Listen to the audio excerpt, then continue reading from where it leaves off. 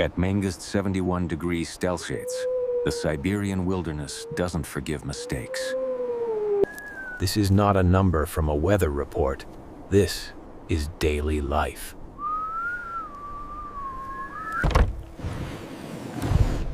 She has done this every morning for over 50 years. Her hands have built, repaired, and survived things most cannot imagine.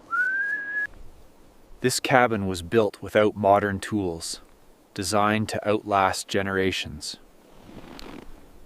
Inside, one ancient stove holds back, at 71 degrees of certain death.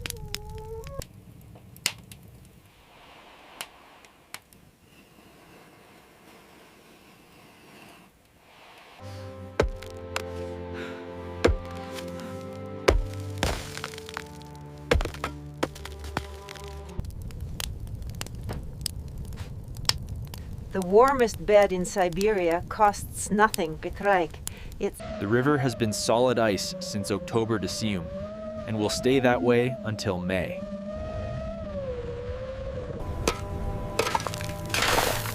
Running water is a luxury she has never known. At this temperature, boiling water never reaches the ground.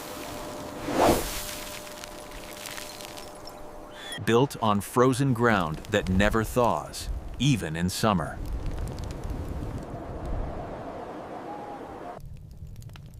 Every wall is lined with fur, Intellid, nature's own insulation technology. 3 layers of glass stand between warmth and instant frostbite. Every meal is cooked on the same fire that keeps her alive. Her refrigerator has no electricity, just permafrost that never melts. At -71 degrees Celsius, even the windows grow their own frozen gardens. The animals are not just livestock. They are living heaters. Ancient farmers discovered this trick centuries before modern heating had a name. She has already calculated exactly how many logs stand between her and freezing. The heavier the snow on the roof, the warmer she sleeps. In the most isolated place on Earth, the sky puts on a show for an audience of one. What looks like a simple door is actually a careful engineered cold barrier. She knows every animal trail in this forest by memory. Invented thousands of years ago in Vrod, still the best technology for deep Siberian snow. No synthetic boot on the market outperforms a handmade Valenki in -71 degrees Celsius. Her breath turns to ice before it even leaves her face. In the longest night on Earth, she has never once felt alone.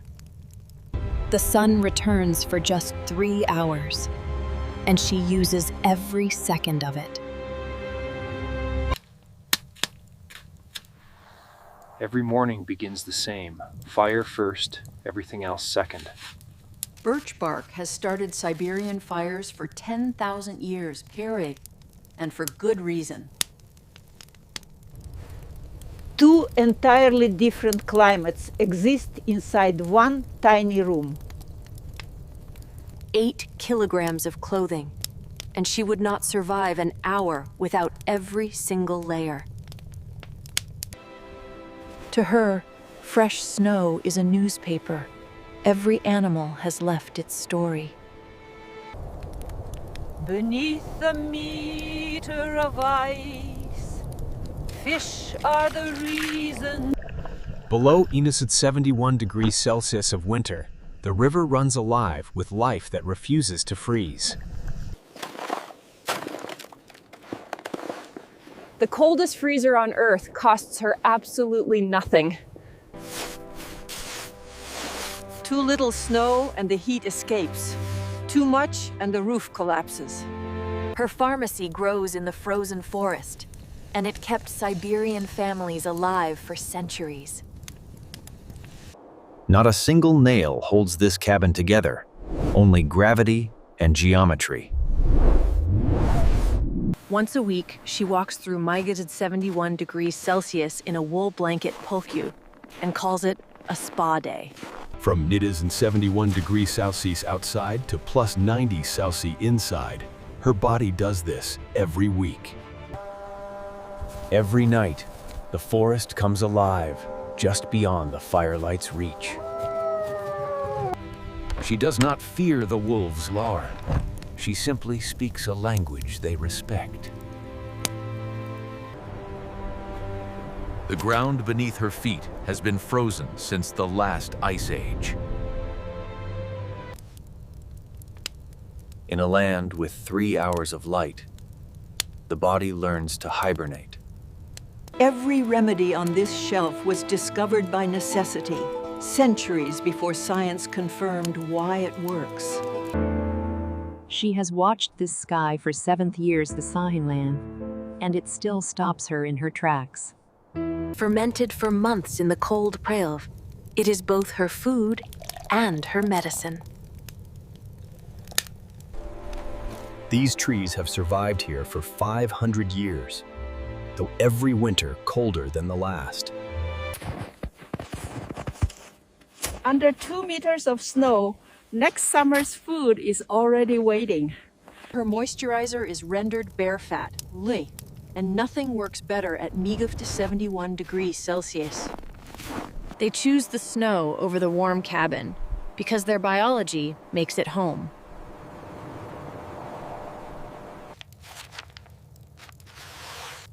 She does not own a compass. She has never needed one. In extreme cold, the silence has a sound of its own. Smoke is her salt, her spice, and her refrigerator a day, all at once. Outside, survival is measured in minutes. Inside, in decades. Her forecast is never wrong. It is written in smoke, pine cones, and the behavior of goats. One woman, one fire, one chimney, and above of it the entire... For 3 minutes each morning, her frozen window becomes a stained glass cathedral.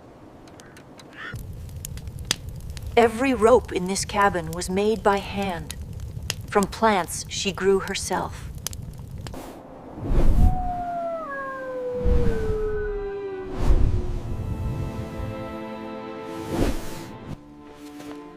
Every log that remains is a day of life she has already secured.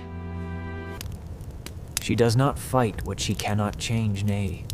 She simply prepares for everything else. What begins as loose wool ends as a wall, through nothing. The frozen forest is never silent. It simply speaks in a language few people know. One unsealed gap the size of a finger can drop the cabin temperature by 5 degrees. Survival in Siberia is not courage, it is mathematics. The river remembers summer before anyone else does. Every window faces south, because in Siberia, sunlight is currency. One small bowl of this oil contains everything her body needs to endure another week of -71 degrees Celsius. Every night she writes, because a life this extraordinary deserves a witness. Her body is not just surviving this climate Earth, it was shaped by it over 10,000 years. If the cabin ever fails her, the snow itself becomes her backup home. She is not lonely.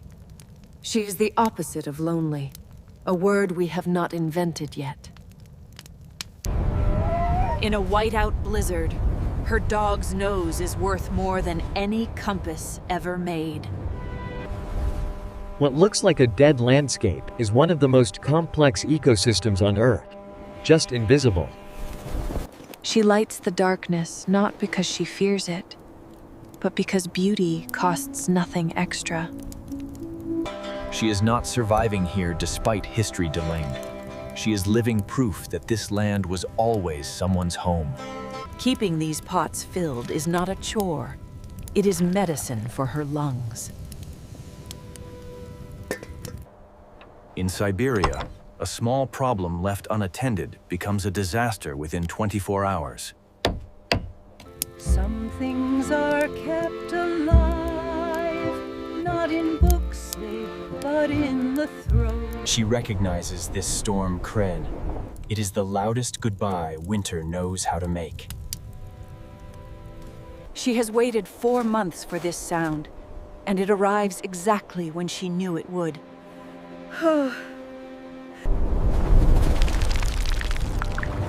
Siberian spring does not arrive. It erupts. It erupts. The first real sunlight on her face after 4 months of darkness, she lets herself feel every second of it.